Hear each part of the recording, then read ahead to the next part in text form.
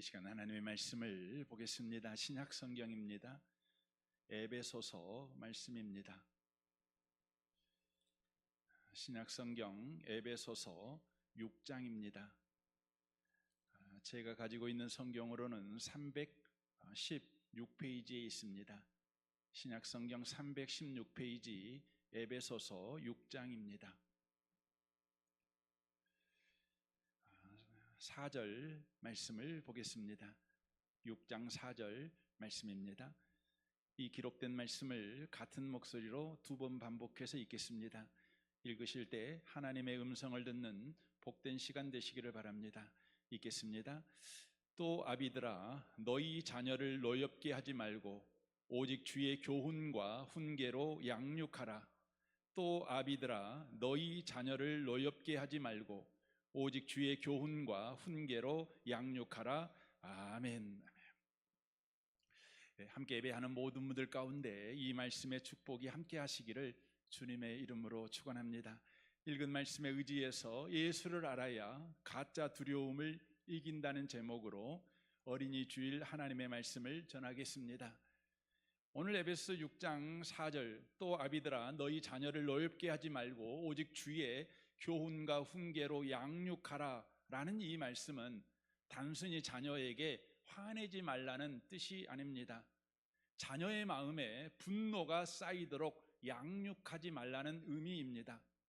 자녀가 부모에 대해서 분노하고 자기 자신에 대해서 분노하고 이 세상과 이웃에 대해서 분노하고 그 무엇보다도 하나님에 대하여 분노를 품고 자라는 아이가 되지 않게 하라는 말씀입니다. 그렇다면 자녀의 분노는 어디에서 오는 것일까요? 분노의 뿌리는 두려움입니다. 사람은 두려움에 붙잡히면 불안해지고 불안해지면 결국 그것이 터지게 됩니다. 바로 분노하게 된다는 것입니다. 그래서 자녀가 분노한다는 것은 단순히 성격이 못됐거나 요즘 기분이 좋지 않기 때문이 아닙니다. 그 안에 해결되지 않은 두려움이 있기 때문에 그런다는 것입니다. 그런데 오늘 본문 성경은 우리에게 매우 아픈 질문을 하고 있습니다. 자녀 안에 있는 그 두려움, 분노케 하는 그 두려움을 누가 키우고 있는가라는 질문입니다.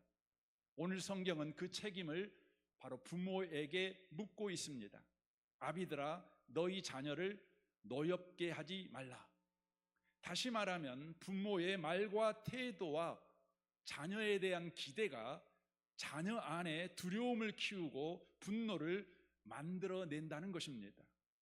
그렇다면 왜 부모는 자녀 안에 두려움을 키우고 결국 분노하는 자로 만드는 것일까요? 그 이유는 부모 자신이 두려움을 가지고 있기 때문에 그렇습니다. 자녀가 실패하면 부모 자신이 실패자로 보일까 하는 두려움이 있습니다. 자녀가 무능하면 부모 자신이 무능한 자처럼 보일까 하는 두려움이 있다는 것입니다. 바로 이 부모 안에 있는 이 두려움이 자녀의 두려움을 키우고 분노를 폭발하게 한다는 것입니다. 그러므로 에베소 오늘 본문 말씀을 부모들은 이렇게 읽어야 합니다. 부모들아, 너희 두려움으로 자녀를 키우지 말라. 너희 불안으로 자녀를 몰아붙이지 말라. 너희 분노로 자녀를 욱박지르지 말라. 이렇게 읽으셔야 된다는 것입니다.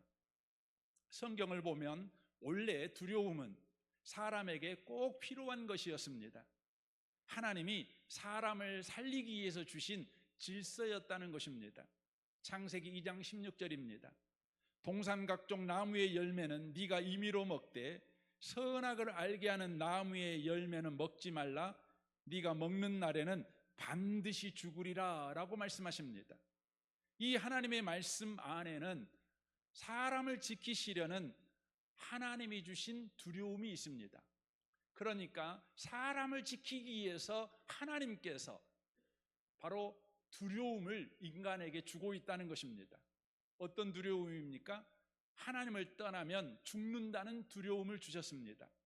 말씀을 떠나면 생명을 잃는다는 두려움을 주셨습니다. 그러므로 원래 하나님이 주신 두려움은 인간을 짓누르는 공포가 아니었습니다. 사람을 살리는 경계선이었고 자유의 질서였습니다. 다시 말하면 하나님이 주신 두려움을 가질 때에 모든 두려움에서 자유하게 하셨다는 것입니다. 그런데 사람은 하나님이 주신 두려움을 하찮게 여겼습니다. 그것이 바로 죄입니다. 그럼 어떻게 되었습니까? 하나님이 주신 두려움, 하나님 떠나면 너 죽어, 말씀을 떠나면 너 생명을 잃어, 이런 두려움을 인간이 하찮게 여겼을 때 인간은 어떻게 되었습니까? 창세기 3장 10절을 보십시오. 내가 동산에서 하나님의 소리를 듣고 내가 벗었으므로 두려워하여 숨었나이다 라고 말합니다. 하나님이신 두려움을 하찮게 여기자 모든 것이 두려움이 되어버렸습니다. 그렇게 다정스러웠던 하나님도 두려움의 대상이 되어버렸습니다. 자신의 약점도 두려워졌습니다. 배우자도 두렵게 느껴졌습니다. 세상도 두려워지게 되었습니다. 실패도 두렵고 사람들의 시선도 두렵고 병드는 것도 두렵고 가난해지는 것도 두렵고 노후도 두렵고 죽는 것도 두렵고 자녀도 두려운 존재가 되어버린 것입니다. 바로 인간은 주체할 수 없는 두려움에 빠져버린 것입니다. 사실 인간들이 느끼는 이 두려움은 실체가 있는 두려움이 아닙니다. 인간이 스스로 만들어낸 두려움입니다. 하나님이 주신 두려움을 버려버렸더니 인간이 스스로 만들어 그 두려움 가운데 빠져버렸다는 것입니다. 바로 애곡된 두려움이지요. 이것이 죄가 만들어낸 두려움의 실상, 두려움의 비극이다, 이렇게 말씀을 드릴 수 있습니다. 가정은 하나님이 주신 에덴 동산과 같습니다. 그런데 그 가정 안에 부모가 에덴 동산의 뱀과 같이 그 역할을 할 때가 있습니다. 에덴 동산의 뱀이 사람에게 무엇이라고 속삭였습니까? 네가 하나님이 되라 라고 속삭였습니다. 이런 말이지요. 네가 네 인생의 하나님이 되어라, 주인이 되어라, 네 인생은 네가 책임져라, 이렇게 속삭인 것입니다. 그런데 부모도 자녀에게 비슷한 말을 할 때가 있습니다. 너는 네 인생을 책임질 수 있는 실력 있는 사람으로 자라야 돼, 반드시 성공해야 돼, 인정받아야 돼, 실력 있는 사람이 돼야 돼, 네 인생은 아무도 도와주지 않는다, 네 인생은 네가 스스로 책임져야 돼, 믿을 사람은 네 자신밖에 없어, 이렇게 말하곤 합니다. 세상 경험이 많은 부모가 자녀를 사랑해서 그렇게 말하는 것이죠. 자녀가 세상에서 실패하지 않기를 바라는 마음에서 부모가 하는 말이고, 자녀가 나처럼 고생 안 했으면 좋겠다, 이 마음 때문에 자녀에게 하는 말이지요. 그러나 그 말 안에 반드시 있어야 될 것이 없습니다. 뭐가 없습니까? 복음이 없습니다. 은혜가 없습니다. 하나님이 없습니다. 다만 자신의 잘잘못으로 결정되는 인생, 율법 아래 사는 인생밖에 없습니다. 네가 잘하면 네 인생은 성공할 것이고, 네가 못하면 네 인생은 실패해, 네 인생은 네 하기 나름이야, 이게 율법 아래 사는 인생이죠. 부모가 복음의 증인이 아니라 복음 없는 율법의 선생이 되어버린 것입니다. 율법은 우리를 두려움 속으로 몰아갑니다. 네가 잘하면 성공, 못하면 실패, 네가 성공하면 인정받고 네가 실패하면 무시당해. 이것이 율법의 가르침 아닙니까? 그 가르침 아래 사는 자녀들의 삶은 어떠하겠습니까? 평안이 있겠습니까? 잠이라도 푹 자겠습니까? 실패하면 다시 일어나 용기를 내어 또 도전하는 삶을 살아갈 수 있을 것 같습니까? 아닙니다. 두려움에 사로잡힙니다. 한번 실패하면 끝장이야 라는 강박을 가지고 살아가는 것이죠. 늘 아슬아슬한 낭떠러지 위에 서 있는 듯한 불안을 느끼며 우리 자녀들이 하루하루를 살아갈 수밖에 없는 것입니다. 이 두려움은 결국 그를 불안에 빠뜨리게 만들고 결국 분노하는 자녀가 되게 만듭니다. 왜 우리 엄마는, 우리 아버지는 부자가 아니어가지고 날 이렇게 가난하게 살게 만드냐고, 우리 엄마 아버지는 왜 똑똑하지 못해가지고 영리하지 못해가지고 나를 실력 있는 아이로 자라지 못하게 했냐고 부모에게 분노합니다. 자기 자신에게도 분노하지요. 나는 이렇게 약점이 많지, 나는 이렇게 못난 성격을 가지고 있지. 끊임없이 자기 자신을 비하하고 자기 자신에게 분노하는 것이죠. 세상에도 분노하지요. 그래서 전쟁이라도 나서 세상이 확 망해버렸으면 좋겠다, 이런 생각을 불현듯 하는 것이죠. 결국은 뭐합니까? 하나님에 대해서 분노합니다. 예배하고 있는 부모가 곱감게 보여요. 기도하는 부모가 정말 분노하게 만드는 바로 부모가 되는 것이죠.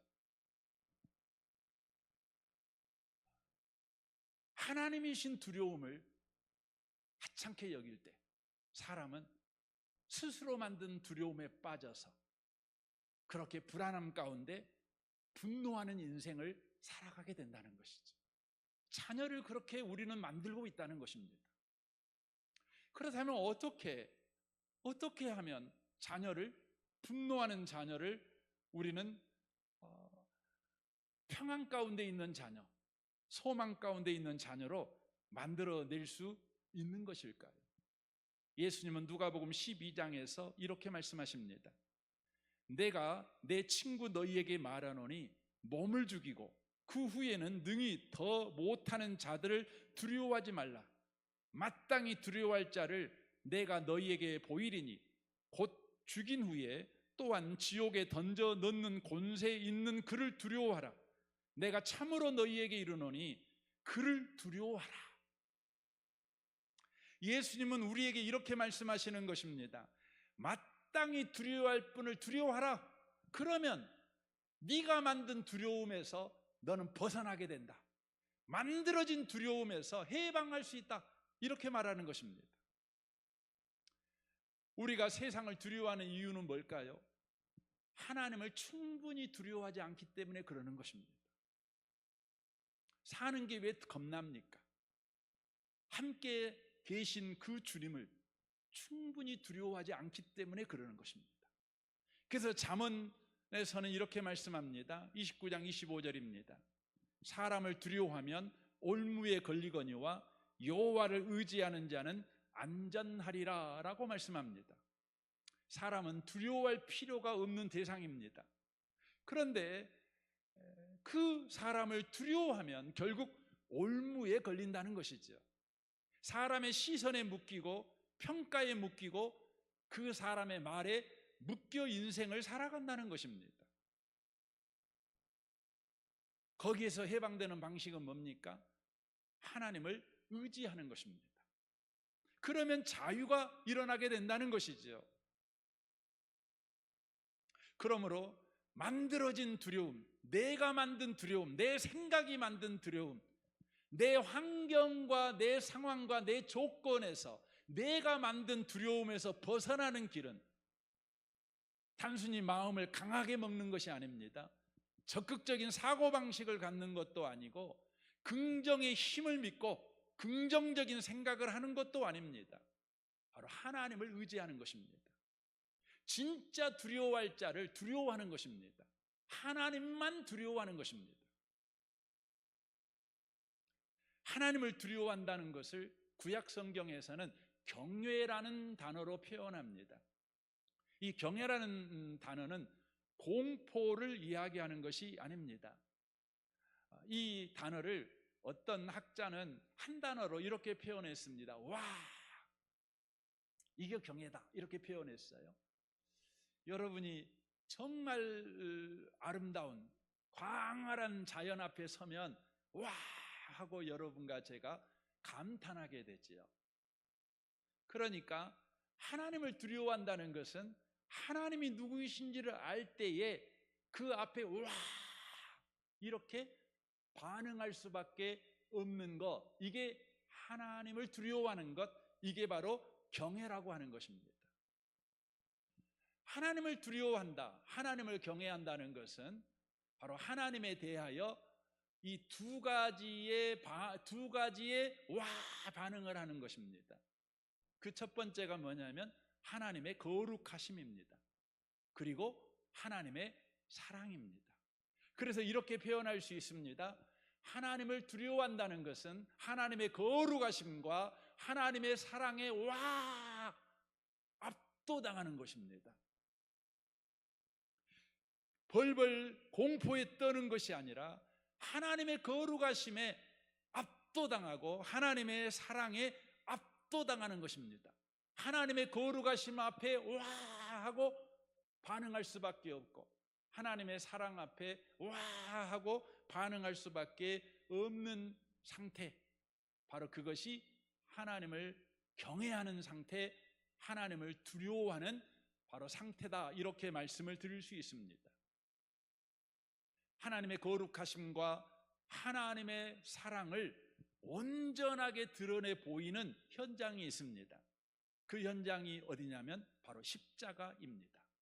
바로 십자가는 하나님의 거룩하심과 하나님의 사랑이 얼마나 큰지, 그 압도적이신지를 보여주는 현장입니다. 그래서 로마서 5장 8절은 이렇게 말씀하십니다. 우리가 아직 죄인 되었을 때 그리스도께서 우리를 위하여 죽으심으로 하나님께서 우리에 대한 자기의 사랑을 확증하셨느니라 라고 말씀하십니다. 십자가는 하나님이 죄에 대해 얼마나 진노하시고 그 진노로 그 죄를 심판하시는 두려운 하나님이신가를 보여주는 현장입니다. 그래서 십자가에 매어 달린 예수님은 비참하게 죽었습니다. 처절하게 죽었습니다. 인간이 당할 수 있는 최고의 고통, 극한 고통, 극한 수치, 부끄러움, 그것을 당하며 죽었습니다. 뭘 보여줍니까? 하나님의 거룩하심이에요. 하나님은 죄를 절대 봐주는 법이 없습니다. 어슬렁 넘어가는 법이 없습니다. 적당히 타협해버리시는 법이 없습니다. 우리 하나님은 죄를 향하여 진노하십니다. 하늘이 울리고 땅이 꺼지도록 진노하십니다. 그리고 그 진노를 바로 심판이라는 그 무서운 방식으로 바로 해결하십니다. 그게 바로 십자가입니다. 그래서 예수 그리스도는 십자가에 죽을 때 채찍에 맞으셨고 머리에 가시관을 쓰셨으며 양손에 못이 박혔고 양발에 못이 박힌 것입니다. 그리고는 숨을 쉴 수가 없는 고통, 옆구리에 창이 찔리고 사람들에게 침뱉음을 당하고 옷이 벗겨 부끄러움을 당하고 그렇게 죽으신 것입니다. 바로 그 장면이 죄에 대한 하나님의 태도, 하나님의 거룩하심을 보여주는 것입니다. 그러나 그 하나님의 거룩하심, 죄에 대하여 두려운 심판을 하시는 그 심판을 우리 하나님은 죄인인 우리에게 쏟지 아니하시고 우리의 죄를 대신 짊어지신 예수님께 쏟아버리셨습니다. 이것이 하나님의 사랑입니다. 그러므로 십자가를 보고 있으면 하나님의 거룩하심과 하나님의 사랑에 압도당합니다. 여러분이 십자가를 보면서도 하나님의 거룩과 하나님의 사랑이 그저 그렇게 느껴졌다면 여러분은 지금 하나님을 두려워하는 사람들이 아닙니다. 여전히 여러분은 삶의 문제에 두려움을 느끼고 사는 사람들입니다. 살아가는 두려움, 죽는 두려움, 병드는 두려움, 실패에 대한 두려움, 관계에 대한 두려움, 여러분이 실수할까에 대한 두려움, 실패할까의 두려움, 그것을 한 짐 지고 수고하고 무거운 짐을 진 인생을 여전히 여러분이 살아가고 있을 뿐입니다. 여러분이 비록 그리스도인이라고 말할지라도 십자가 앞에 섰는데 하나님의 그 거룩하심과 하나님의 그 사랑에 압도당하지 않는다면 여러분은 여전히 두려움에 사로잡혀 살아가고 있다는 것입니다. 하나님의 거룩과 사랑에 압도당한 사람들은 이렇게 말할 수밖에 없습니다. 하나님은 죄를 반드시 심판하시는 두려운 분이시다. 그런데 그 심판을 내게 하지 아니하시고 대신 예수께 쏟으신 분이시다. 그러므로 예수를 십자가에 내어주시고 나를 살리셨다. 내가 산 것은 하나님의 거룩하심과 하나님의 사랑 때문이다. 그 사랑이 나를 살렸다. 그렇게 고백합니다. 이렇게 하나님의 거룩과 사랑에 압도당한 사람은 어떤 인생을 삽니까? 요한일서 4장 18절은 이렇게 말씀합니다. 사랑 안에 두려움이 없고 온전한 사랑이 두려움을 내쫓나니.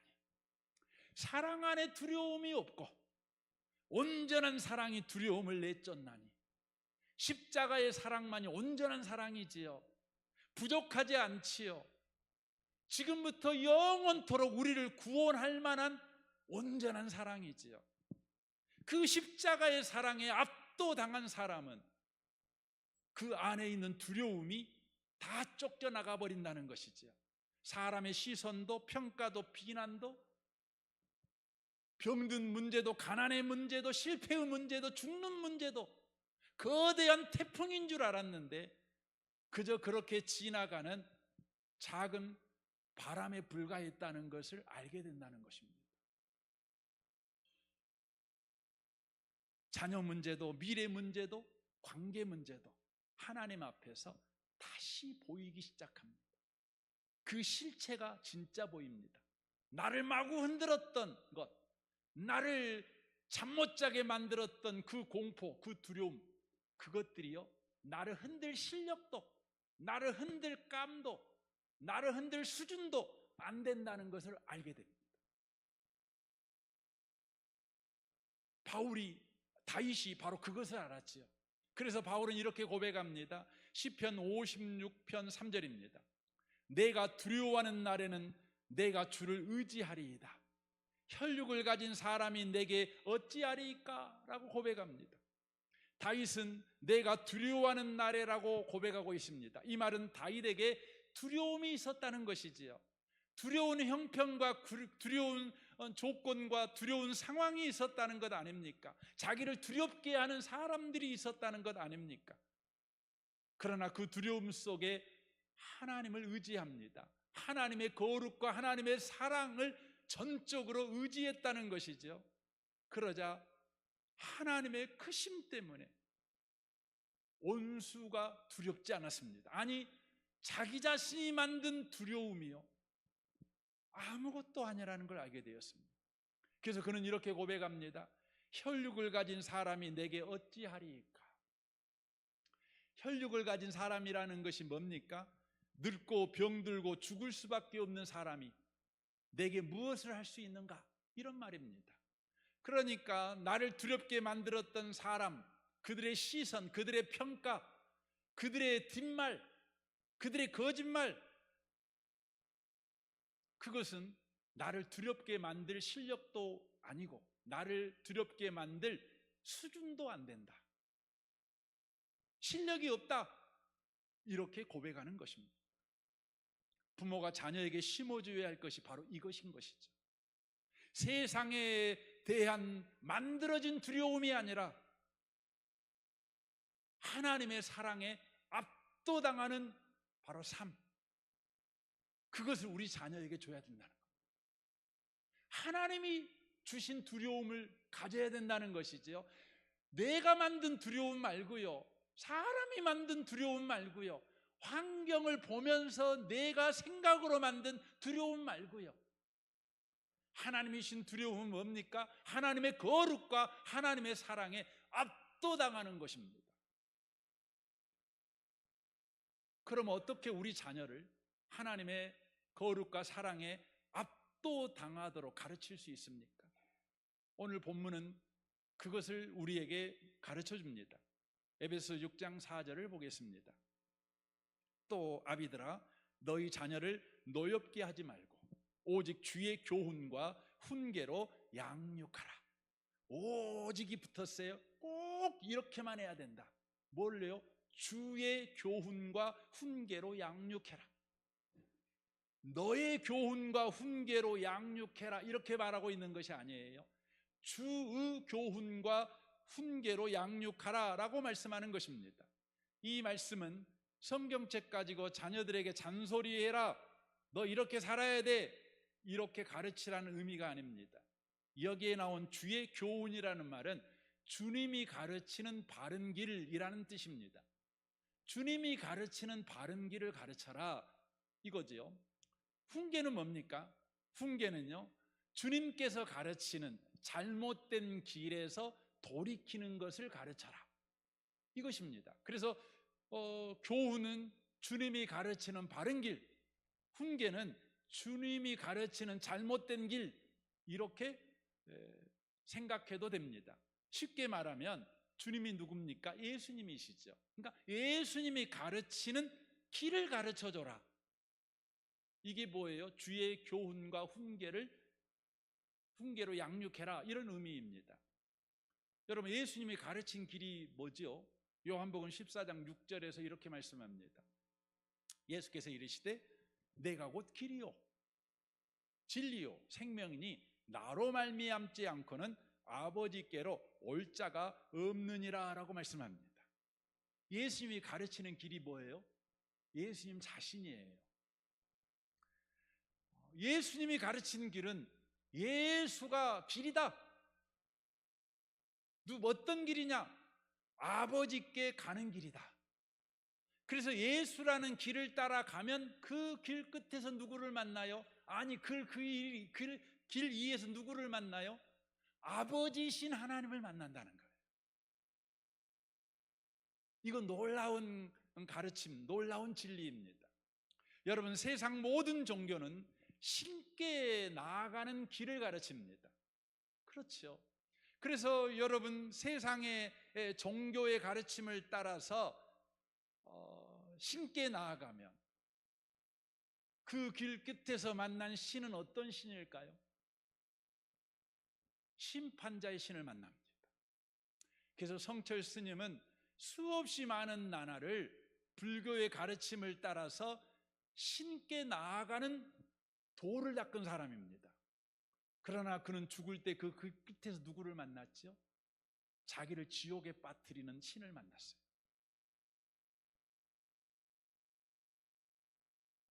이슬람의 가르침을 따라 신께 나아가면 어떤 신을 만나요? 심판하는 신을 만나요. 여러분, 세상의 모든 종교는 신께 이르는 길을 가르칩니다. 근데 그 방식이 뭐지요? 네가 선한 일을 하면 복 주는 신을 만나고, 네가 악한 일을 하면 너를 지옥에 빠뜨리는 신을 만날 거야 라고 말합니다. 그러나 안타까운 소식은 의인은 없나니 한 명도 없어요. 그러니 세상 종교의 가르침을 따라 신을 만나러 가면 그 끝에서 만나는 것은 심판의 신밖에 없어요. 바로 우리의 행위를 따라 심판하는 하나님 만나는 것입니다. 그러나 길이신 예수님을 따라가면 우리는 어떤 하나님을 만납니까? 아버지 하나님을 만납니다. 우리를 은혜로 대해주시는 아버지를 만납니다. 우리를 행위를 따라 대해주시는 아버지가 아니라 예수님이 하신 일을 따라 우리를 대해주시는 하나님. 그러므로 예수님은 많은 길들 중에 하나가 아닙니다. 종교 다원화된 시대에 신께 이르는 길은 많다라고 가르칩니다. 그래요, 신께 이르는 길은 많지요. 이 길 저 길 다 신께 이르겠지요. 그러나 아버지 하나님을 만나는 길은 예수 외에는 없어요. 여러분, 심판의 하나님이 기다리고 있는 그 길을 걸어가시렵니까? 아버지 하나님이 기다리고 있는 그 길을 걸어가시렵니까? 아버지 집에는 거할 곳이 많도다, 이 소식을 듣고 예수의 길을 걸어 아버지 집으로 가는 그 길을 걸어가기를 원하십니까? 죽어봐야 알아, 이렇게 말하는, 제가 어느 중이 강의하는 강의를 들었어요. 저는 때때로 불교 강의도 듣거든요. 근데 이야기하더라고요. 기독교가 사람이 죽어서 부활한다는데, 천국 간다는데 그거 죽어봐야 아는 거 아니냐. 그러면서 하는 말이, 불교도 죽어봐야 안다는 거죠. 그러니까 불교나 기독교나 쌤쌤이에요. 죽어봐야 아는 거예요. 그러나 여러분 놓치면 안 돼요. 불교를 가르치는 석가모니는 죽었는데 여전히 죽어 있어요. 그러나 예수님은 살아셨어요. 부활하셨어요. 죽었지만 살아나셨어요. 죽어봐야 아는 것이 아니라 죽어서 살아나신 분이 우리에게 말씀하시니 진리지요. 그러므로 예수만 구원의 길입니다. 유일한 생명의 길입니다. 아버지 하나님께 나아가는 길입니다. 그래서 성경 사도행전 4장 12절은 이렇게 말씀합니다. 새번역 성경으로 읽어드리겠습니다. 이 예수밖에는 다른 아무에게도 구원은 없습니다. 사람들에게 주신 이름 가운데 우리가 의지하여 구원을 얻어야 할 이름은 하늘 아래에서 이 이름밖에 다른 이름이 없습니다라고 말합니다.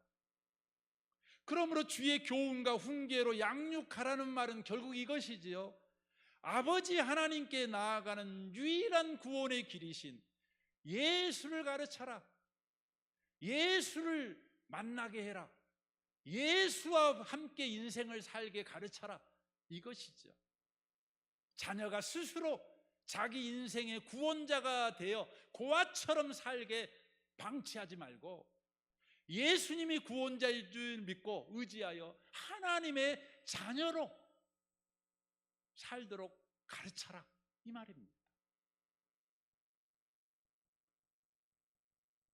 우리가 사는 시대는요, 성경이 말씀한 대로 믿음이 있는 자를 보겠느냐, 그 주님의 말씀이 현실화된 시대를 살고 있습니다.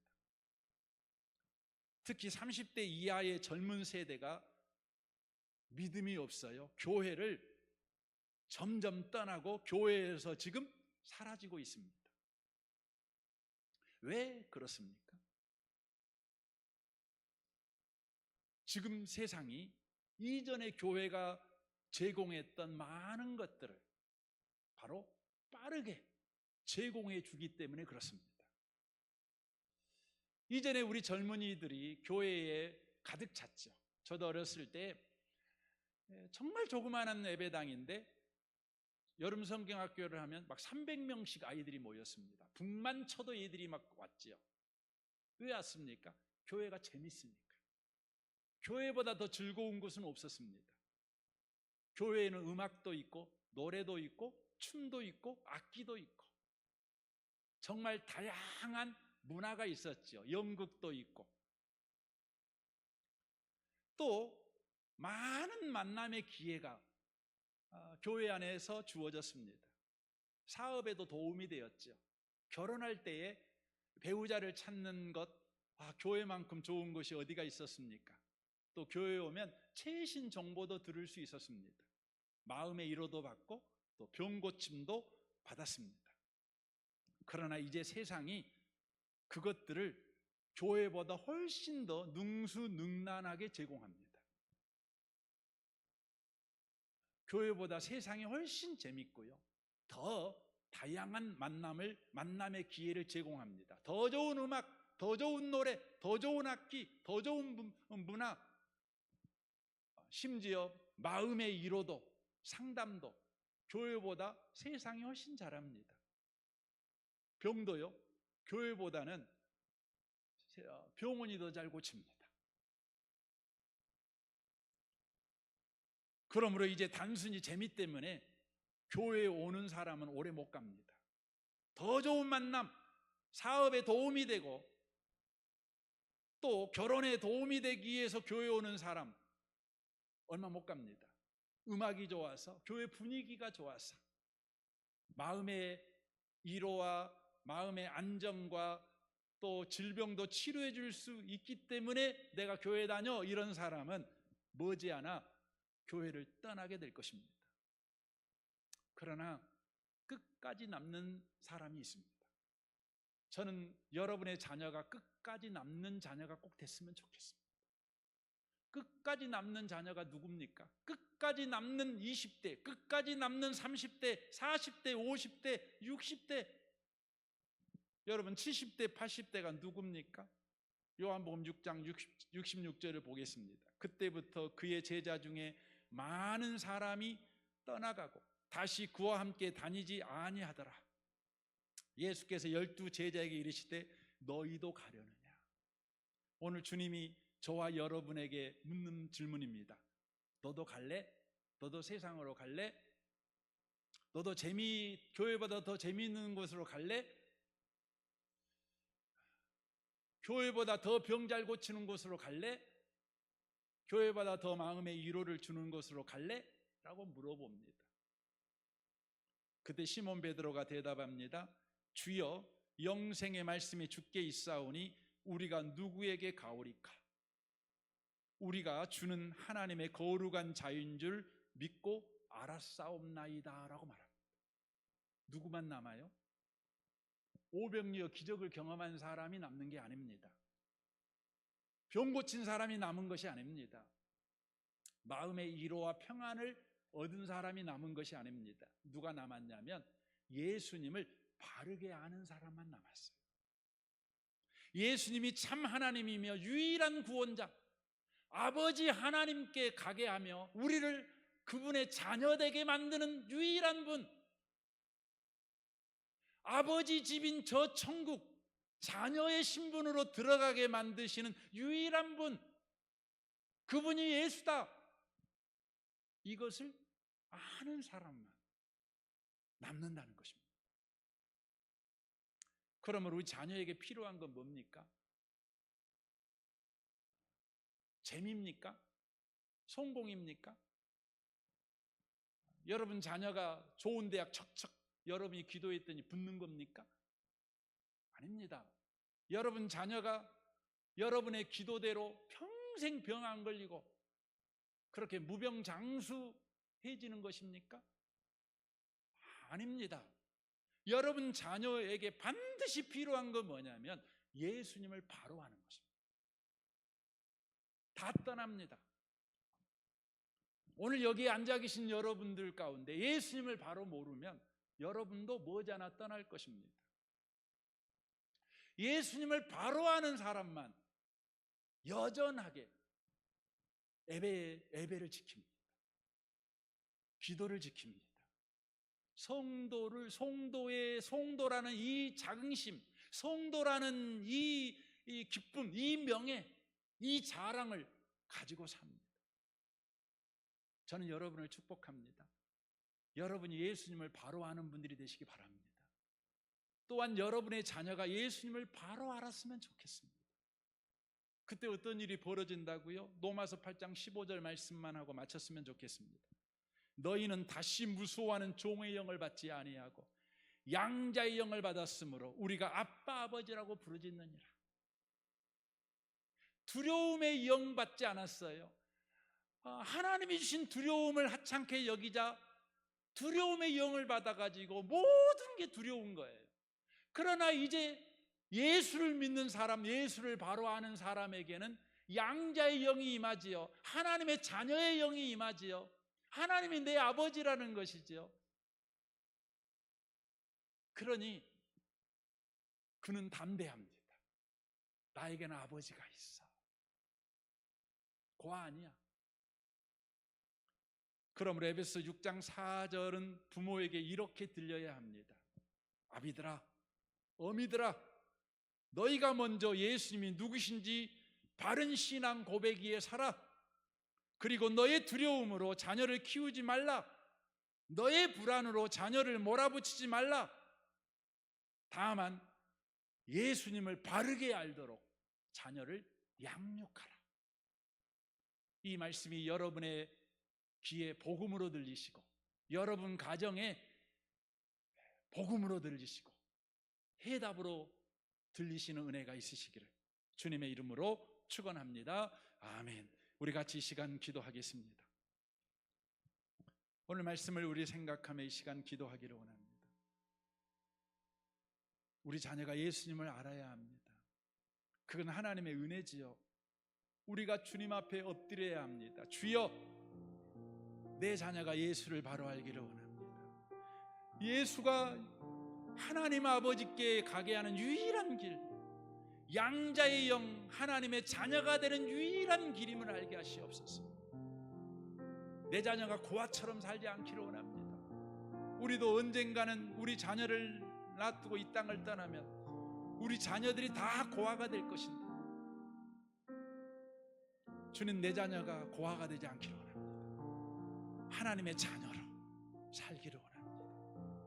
예수님이 누구이신지, 예수님이 나를 어떻게 대하시는지, 예수님을 바르게 가르치는 우리가 되게 해 주옵소서.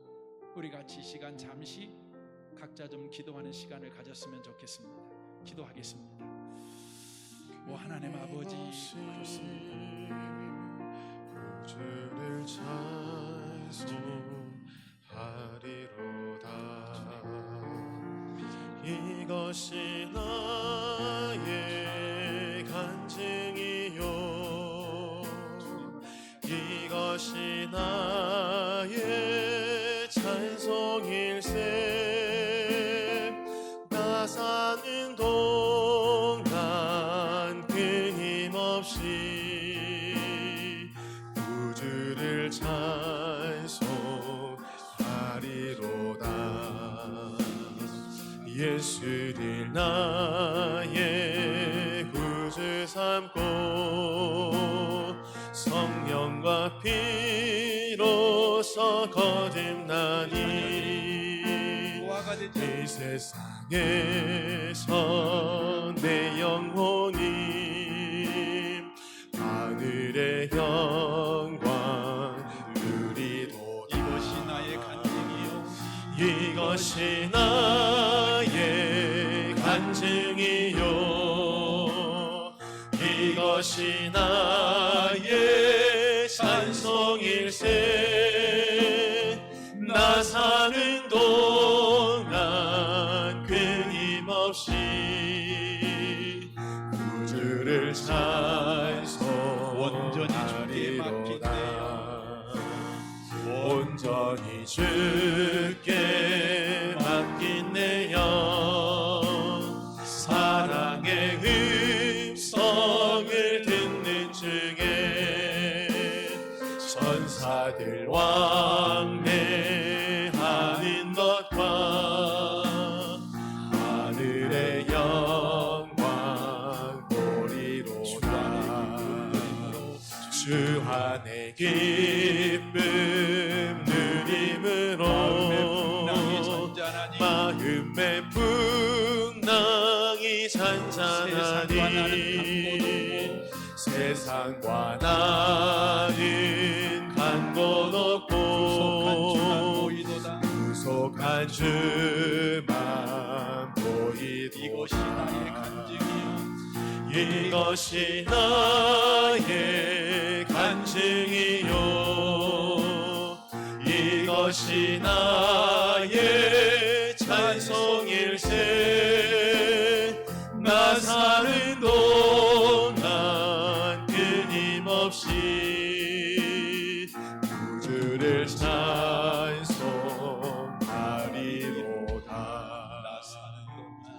나 사는 동안 끊임없이 구주를 찬송하리로다.